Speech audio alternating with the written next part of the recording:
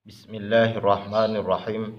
Assalamualaikum warahmatullahi wabarakatuh. Alhamdulillahi rabbil alamin.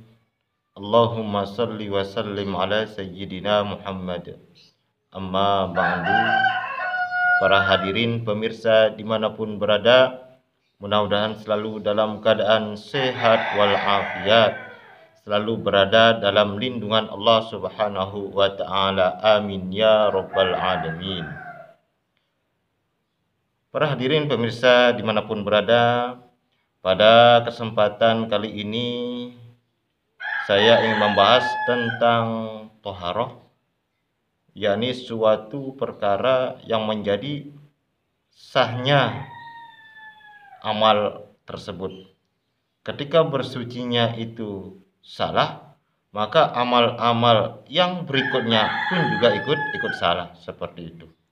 Maka ini alasannya ya kami langsung ya berinisiatif untuk membahas tentang toharoh.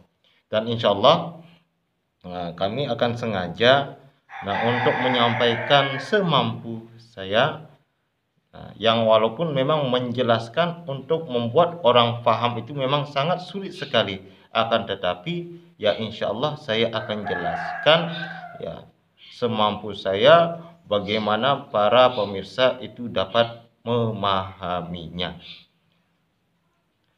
Faqalal mufakkih rahimahullah tabaraka nafa'na bi ulumihi wa bi ulumi masyayikhina fid daraini amin.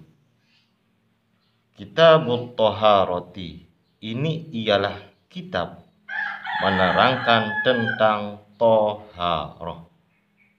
Di sini dijelaskan ta'rifut toharati lugatan. Apa sih pengertian toharah tersebut?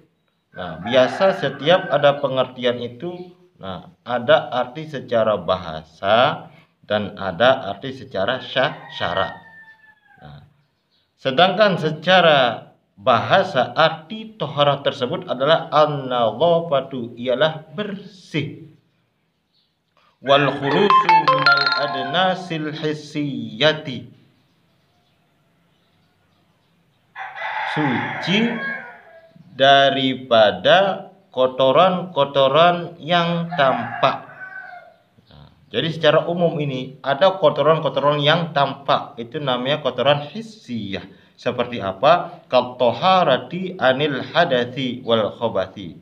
Seperti bersuci untuk mengangkatkan hadas dan bersuci untuk menghilangkan najis, seperti itu. Jadi bersuci untuk mengangkatkan hadas ini adalah kita tidak ada najis, kita disuruh untuk bersuci. Jadi untuk mengangkatkan hadas tersebut. Jadi kalau bersuci untuk menghilangkan najis, kita dituntut untuk bersuci gara-gara ada najis. Itu namanya bersuci untuk menghilangkan najis. Dan ini termasuk bersuci dalam arti secara nyata, karena nampak seperti itu. Nah, adapun alat yang dipakai untuk mensucikan yang tampak ini adalah dengan menggunakan air juga nanti, dengan menggunakan debu bisa juga nanti seperti itu, atau ada juga nanti batu yang insya Allah akan lanjut dijelaskan seperti itu. Ini adalah bersuci secara bahasa. Begitu juga bersuci dari kotoran-kotoran yang sifatnya itu maknawi. Ada juga yang sifatnya itu maknawi.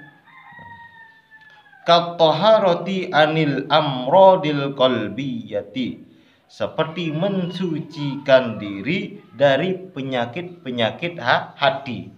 Jadi mensucikan diri dari penyakit-penyakit hati ini adalah bagian daripada bersuci. Tapi ini adalah bersuci secara bahasa, masih seperti itulah. Termasuklah seperti apa? Kalau ujubi, seperti ujub, seandainya bangga dengan diri kita, seperti itulah. Itu adalah penyakit hati juga, ya, penyakit hati. Apabila itu tidak dihilangkan juga, maka itu akan berdampak pada ibadah kita, bisa jadi tidak diterima oleh Allah Subhanahu wa taala. Memang benar-benar harus ikhlas kita itu beribadah kepada Allah Subhanahu wa taala. Wal kibri, begitu juga sombong. Sombong ini adalah juga bagian daripada penyakit hati seperti itu. Ya. Maka bagaimana cara menghilangkan ini? Nah, tidak bisa menggunakan air, tidak bisa dibersihkan dengan menggunakan batu, debu dan yang lain-lain seperti itu. Nah, akan tetapi cara membersihkan penyakit hati ini adalah dengan sering-sering beristighfar kepada Allah Subhanahu wa taala. Nah, sering-sering kita itu berzikir mengingat Allah Subhanahu wa taala. Kita harus riyadhah, melatih diri kita itu supaya tidak terkena penyakit-penyakit hati. Nah, di dalam Al-Qur'an di awal-awal itu surat Al-Baqarah itu dikatakan fi qulubihim maradun fazadahumullahu maradah. Di hati-hati mereka itu ada suatu penyakit, yang mana penyakit itu adalah penyakit hati. Fazadahumullahu maradah. Apabila tidak segera dihilangkan, maka Allah akan menambahkan penyakit-penyakit hatinya tersebut seperti itu. Nah, maka itu hati-hati sekali. Nah, di samping kita bersuci untuk kotoran-kotoran yang nyata, kita juga melatih diri kita untuk mensucikan diri dari kotoran-kotoran yang sifatnya manawi atau yang berada dalam hati. Nah, itulah. Wal hasadi war riyai, begitu juga iri dengki seperti itulah. Itu adalah suatu penyakit hati yang sangat berbahaya sekali. Ya, iri hati. Seseorang mendapatkan nikmat, seandainya kok kita yang sakit, kan seperti itu. Sebenarnya kan bersyukur, alhamdulillah tetangga saya itu dapat rezeki, alhamdulillah saya ikut bangga, kan seperti itu. Terkadang banyak di zaman sekarang tetangganya itu mendapatkan suatu nikmat dari Allah, juga yang kesakitan seperti itu.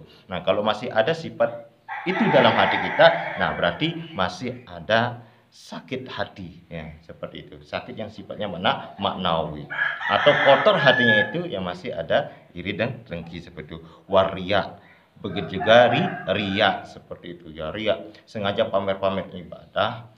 Ya, pamer ibadah tujuannya niatnya itu adalah ria. Nah, seperti itu ya, pamer supaya dikatakan orang itu hebat atau bagaimana. Nah, seperti itu. Itu adalah bagian dari penyakit hati ya. Mudah-mudahan kita termasuk orang yang selamat ya dari penyakit-penyakit hati ini. Nah, maka itu adalah arti toharoh secara bahasa. Ya, bisa mensucikan kotoran-kotoran yang sifatnya nyata. Nah, seperti mengangkatkan hadas atau menghilangkan najis, atau mensucikan yang sifatnya itu maknawi. Nah, yaitu diantaranya seperti penyakit hati, ria, hasad, nah seperti sombong, nah seperti itu juga penyakit hati. Itu adalah arti secara bahasa. Itu sementara untuk menghemat waktu ya. Besok kita lanjutkan lagi. Nah, secara syarat yang menjadi tujuan pembahasan kita. Allah Subhanahu wa taala alam bisawab.